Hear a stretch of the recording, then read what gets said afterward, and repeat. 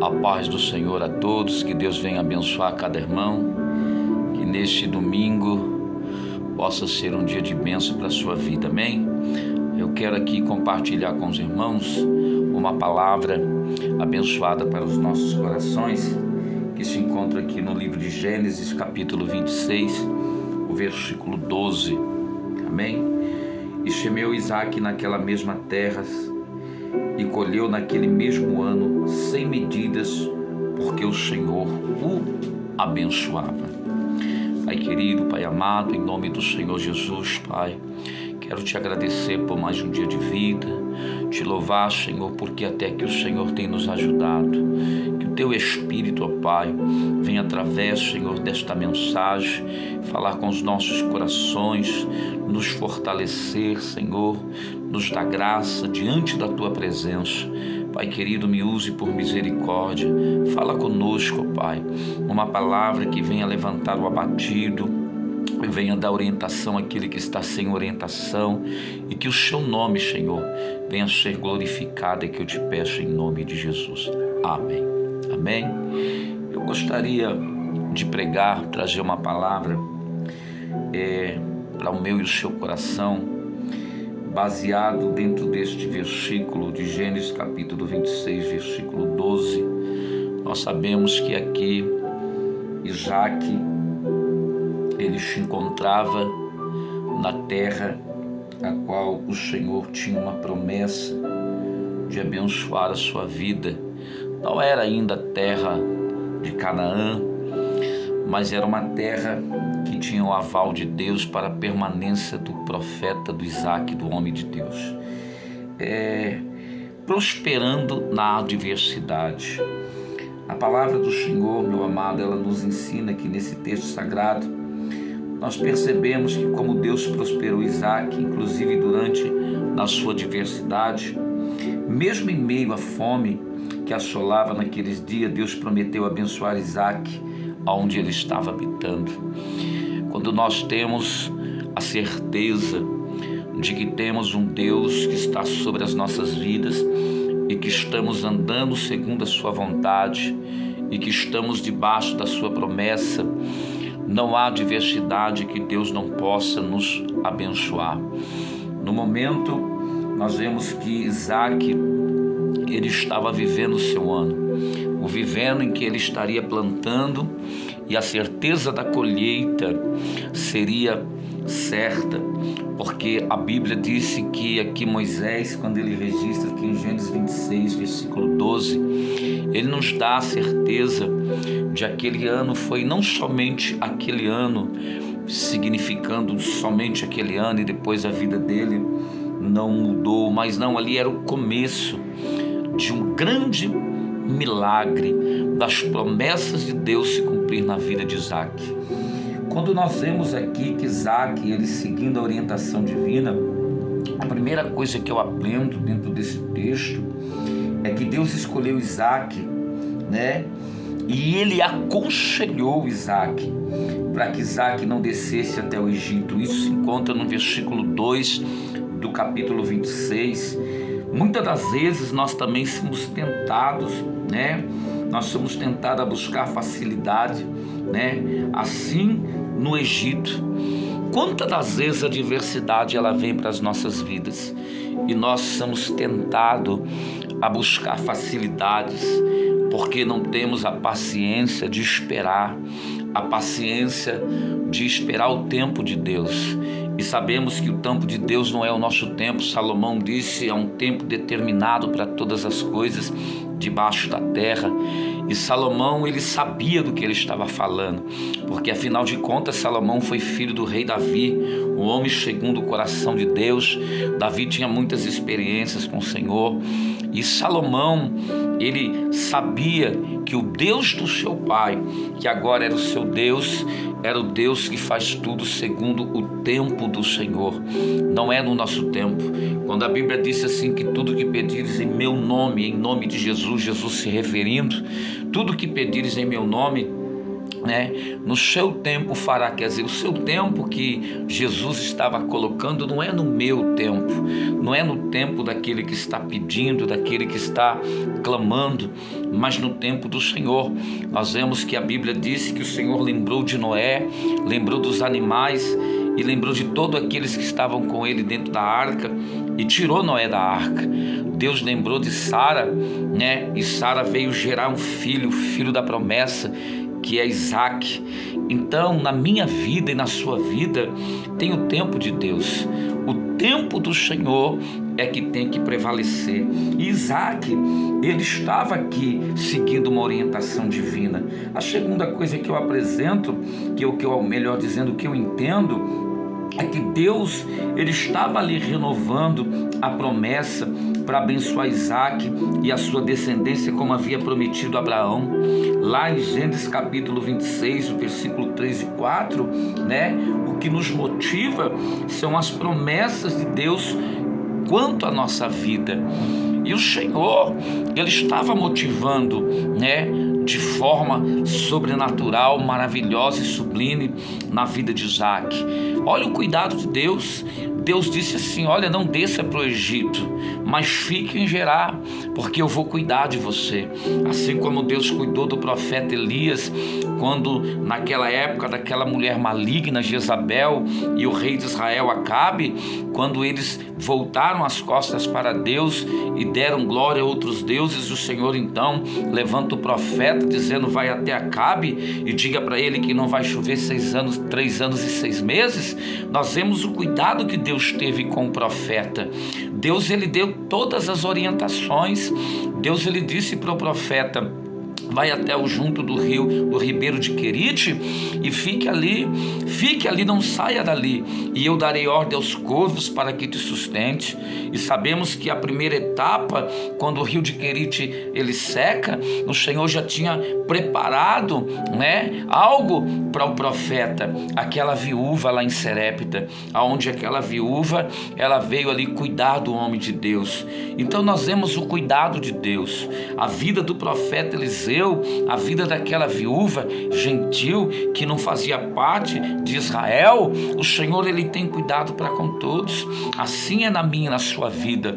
Deus, ele tem uma aliança, e essa aliança se renova a cada dia. Então, na adversidade você vai prosperar, na crise você vai vencer. Quando Deus fala assim, Deus mudou o cativeiro de Jó, numa interpretação mais fácil de nós nos entendermos, o que Jó estava dizendo é que o Senhor tirou ele do cativeiro e colocou ele num lugar de honra. É isso que Deus vai fazer na sua vida. Você vai prosperar na adversidade. Como Isaac, era o tempo da colheita, o tempo dele colher, mas se nós não plantarmos, nós não vamos colher, Como é que você quer colher se você não planta? Como é que você quer colher se você plantou ontem e não espera o processo do crescimento? Ou como você quer colher coisas boas se você planta coisas ruins? Isaac não.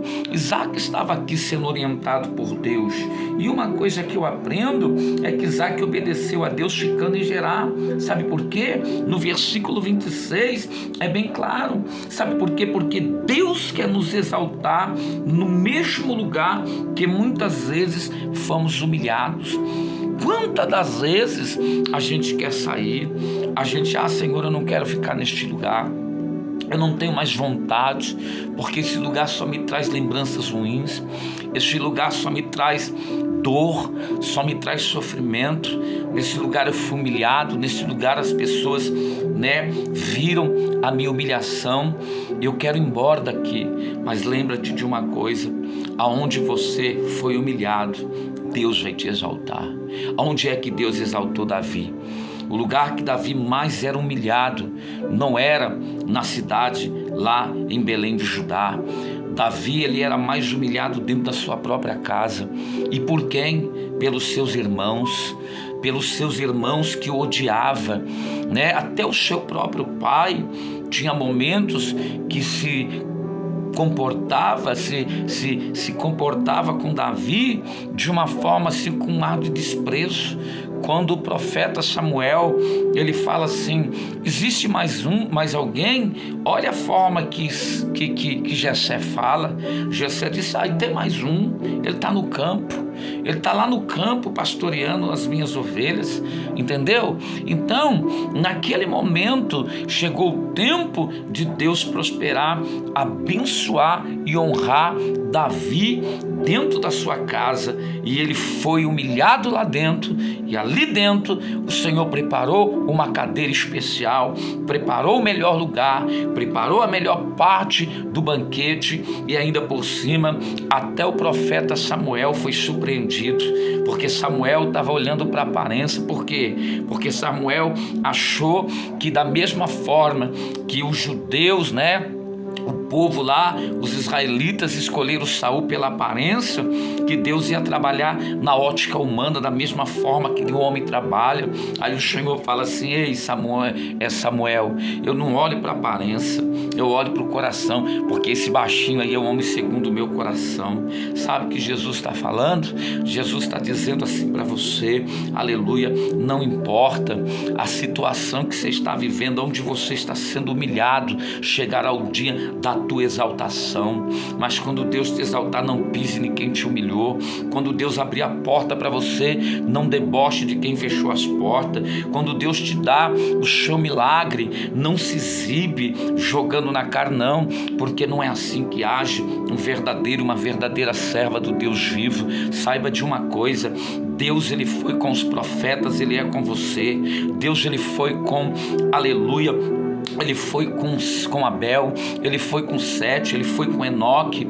O Senhor, ele foi com Noé, foi com grandes homens de Deus como Elias, Eliseu. O Senhor foi com Isaías, foi com Jeremias, foi com o apóstolo Paulo. E o Senhor é contigo, e nessa diversidade você vai ver Deus te exaltar, porque Ele é fiel. E eu entendo também, amado, que lá no Salmo 32, versículo 8, o Senhor está prometendo, o que? Nos orientar e nos guiar. Por quê? Porque quem é que vai te guiar? Quem é que vai te orientar? Quando a Bíblia diz que Jesus, ele sai ali do batismo, que o Espírito Santo, numa forma corpórea, depois do batismo nas águas, Jesus é batizado no Espírito. Ele é conduzido a esse próprio Espírito que desceu sobre ele, habitou sobre ele, batizou e o guiou até o deserto. Ele foi, através do Espírito, ele foi guiado, ele foi, como a Bíblia disse assim, ele foi guiado por esse Espírito e orientado por esse Espírito, que é o Espírito Santo. E ali ele ficou 40 dias e ele venceu o tentador. Ele venceu como? Usando a palavra de Deus, usando a armadura de Cristo. E agora ele sai do deserto, ele já sai no poder do Espírito Santo. Então Deus, ele sempre vai te orientar, Deus sempre vai te guiar. Até Jesus passou por crise, até Jesus passou pelas adversidades. A Bíblia diz que na adversidade, aleluia, se conhece um irmão, na luta se conhece um irmão. Lembra de Sadraque, Mesaque e Abednego? A vista ótica do homem, aquele que entrou ali, passou dentro da fornalha, era o quarto homem. Mas na nossa forma de entender, na visão e na ótica de Deus, não era o quarto homem, era o primeiro, era o Senhor Jesus. E Jesus manda dizer para você assim: eu vou te guiar, eu vou te orientar, eu vou lhe conduzir. Talvez você está vivendo uma situação que talvez essa situação é terrível. Tudo para você está acabado, as portas se fechou, as dívidas estão cada dia mais aumentando, a crise está aí batendo e você está sem direção. Saiba que o Senhor, ele está contigo, e esse ano é o ano da tua vitória, é o ano que você vai colher. Quando a palavra do Senhor lá no livro de Eclesiastes, ela diz assim, através de Salomão, né, que há tempo para chorar, mas também há tempo para rir. Você está chorando agora, mas saiba de uma coisa, que também tem o tempo de rir.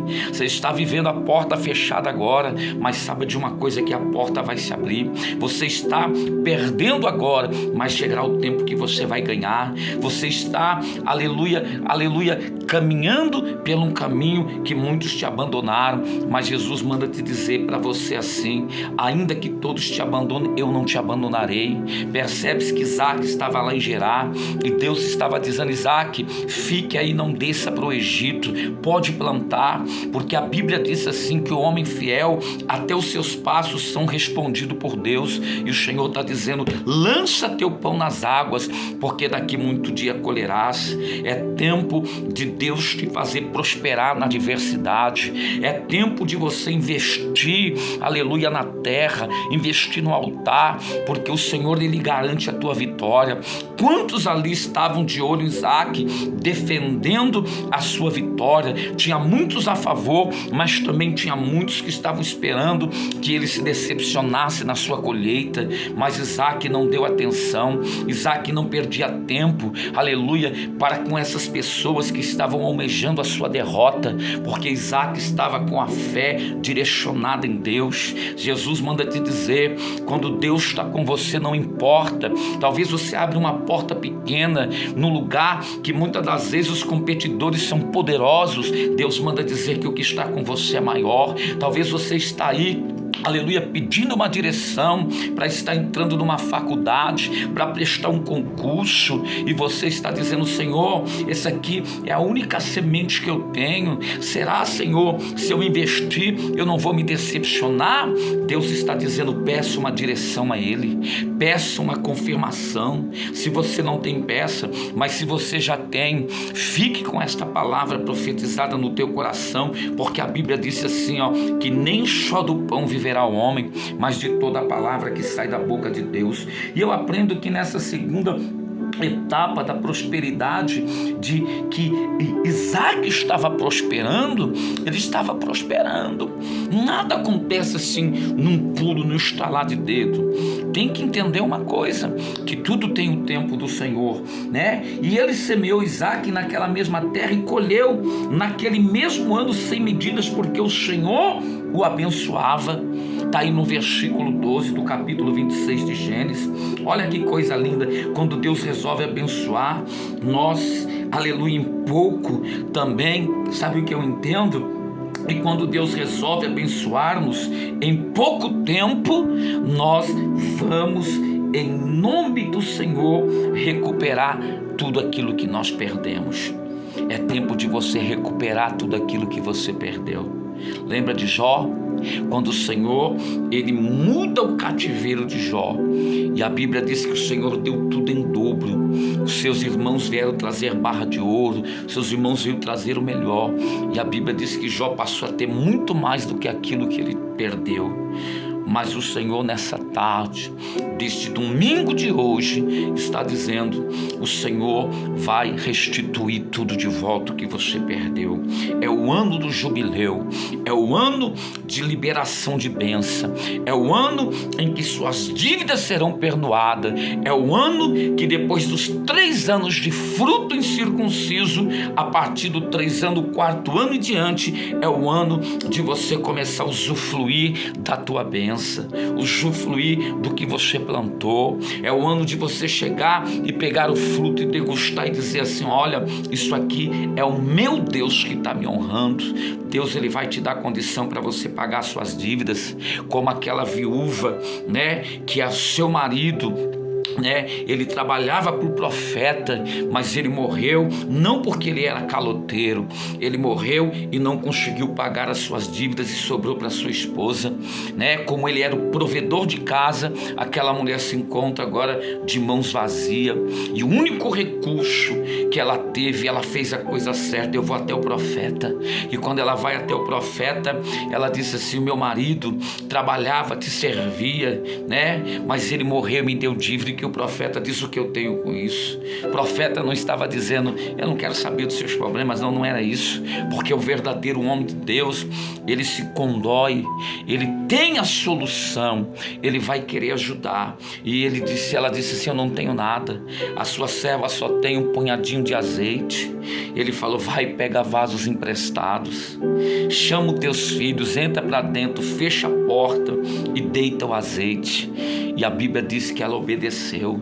Lá nota-se que o profeta, ele tinha solução. Ele tinha a solução que ela não tinha, que era pedir emprestado. A solução estava perto, a solução estava tão perto, mas a Bíblia diz que tem coisas lá em Deuteronômio 29, que são cobertas aos homens, mas tem coisas que são encobertas. Estava encoberto, mas quando ela foi até o profeta deu uma direção. Deus vai te dar uma direção para você prosperar na tua empresa. Deus vai te dar uma direção para você prosperar nos teus negócios. Deus vai dar uma direção para você começar a vender. Deus vai te dar estratégia para você começar a investir. E esse ano eu profetizo na sua vida. Nós estamos entrando no meio do ano de 2022. Não importa, a crise está aí, a Covid está aí, a guerra está aí, mas a Bíblia disse que crise sempre existiu desde o começo do mundo até hoje. Mas quem está em Cristo não está em crise, está em Cristo. E o Senhor manda dizer para você que quando aquela viúva, ela obedeceu, fechou a porta, pediu os vasos emprestados, mandou seus filhos entrarem, ficar ali, ela foi, pagou todas as suas dívidas e ela foi até o profeta, e o profeta disse: agora vai, pague e vive do resto. Sabe onde está a bênção nisso? A bênção não está onde ela somente pagou a dívida. A bênção está naquilo que sobra. Quantas das vezes você tem trabalhado que não escravo, mas o dinheiro que você pega é só para pagar suas dívidas, é só para pagar suas dívidas, mas não te sobra nada, não te sobra, porque a maldição estava te acompanhando, ou está te acompanhando. Mas nessa noite, ou melhor dizendo, nessa tarde, Jesus, ele vai entrar com providência. A bênção na vida daquela mulher foi o que sobrou, ou seja, para ela viver, e ela usou aquele dinheiro para um grande investimento, e o Senhor prosperou ela de forma grande. Então eu entendo também que a bênção do Senhor é que enriquece. Isso é bíblico. Olha que coisa, a bênção do Senhor é que enriquece. A bênção do Senhor enriqueceu Isaac, ele prosperou na adversidade, colheu 30, 60, 100. A bênção do Senhor é que enriquece, que fez aquela viúva pagar a sua dívida, e o que enriqueceu foi a sobra. E o que eu estou dizendo de sobra não é resto. O que sobrou para ela foi muito mais do que a dívida que ela tinha, porque ela rendeu, ganhou, prosperou, porque a bênção do Senhor é o que enriquece. E eu entendo também, amado, que nessa passagem, engrandeceu o varão, e aí ia se engrandecendo. Deus engrandeceu Isaac, e ele ia se engrandecendo até que se tornou muito grande. Olha o processo, olha que processo. Deus, ele primeiro, o que ele faz? Ele engrandeceu, porque havia uma promessa. Ele está crescendo, ele está prosperando, ele está mudando de vida financeiramente, espiritual. Ele já era uma bênção, ele já era uma bênção espiritualmente, e agora o Senhor está engrandecendo. Deus está engrandecendo ele, agora ele está engrandecido. E depois que o Senhor engrandece, ele se tornou muito grande. Sabe por quê? Porque o que Deus tinha para ele era coisa muito grande. Lembra-se de Jacó? Quando Jacó ele foge e vai para a casa de Labão, chegando lá, Labão percebe que Jacó tinha algo diferente. Jacó tinha uma bênção sobre a sua vida. Jacó tinha uma promessa de ser por cabeça, mas Labão queria segurar ele como empregado. Se dependesse de Labão, a promessa do Senhor na vida de Jacó nunca se cumpriria. Mas o Senhor queria que Jacó fosse muito grande. E aí o Senhor permitiu que no tempo certo os parentes dele se invejaram, até a face de Labão mudou para com Jacó. E a Bíblia vai dizer que Deus, ele fala assim: Jacó, vai embora. porque o que eu tenho para você não é para ser um empregado, não é para ficar ganhando salário, não é para ficar se humilhando para esse homem. Ele já está na benção. Quando você colocou o pé aqui, melhorou, porque a benção, ela anda junto com aquele que tem chamado. Você é portador da benção. E quando Jacó vai embora, que ele se encontra com Esaú, e a Bíblia disse que o Senhor prosperou Jacó quando ele luta com o anjo. Ele entrou ali só com a promessa e saiu milionário muito grande, porque ele estava abençoado, porque a bênção do Senhor, ela enriquece. Quantas pessoas, elas vão perceber que você tem potencial, elas vão perceber que você tem capacidade, que tudo que você põe a mão, não tenha medo de investir, não tenha medo de você ter o seu próprio negócio, não tenha medo de você, aleluia, investir naquilo que é teu, porque tem pessoas aí que, se depender dela, você nunca vai ser ninguém. Ela vai ficar te segurando, mas é tempo de você tomar uma posição. É tempo de você fazer o que Abraão fez. Sai da tua terra, da tua parentela e da casa dos teus parentes e vai para a terra que eu te mostrarei. Se esses homens não tivessem tomado essas atitudes difíceis, talvez eles seriam pequenos, desprezados, e até mesmo, aleluia, a promessa de Deus não iria se cumprir na vida deles.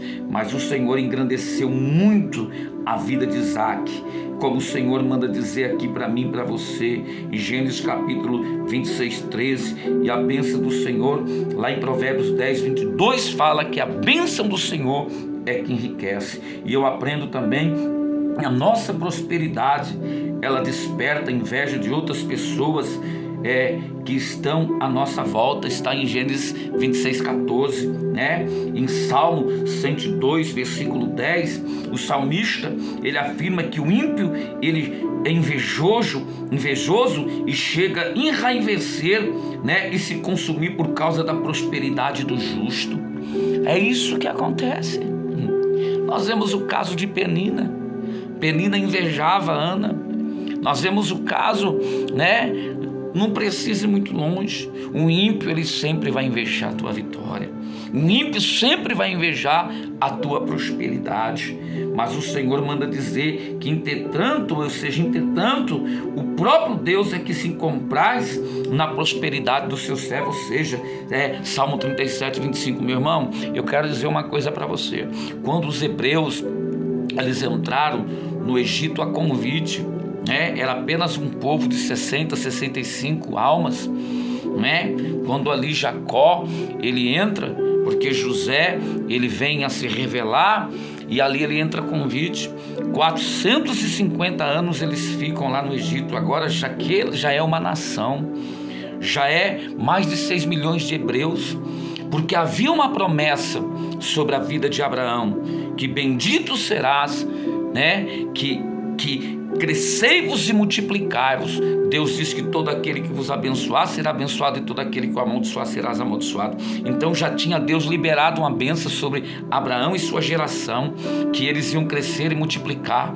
E nós sabemos que os 3 últimos faraós da dinastia do Egito, eles viram o crescimento dos hebreus e eles temeram, porque eles poderiam se unir a inimigos e lutar contra eles.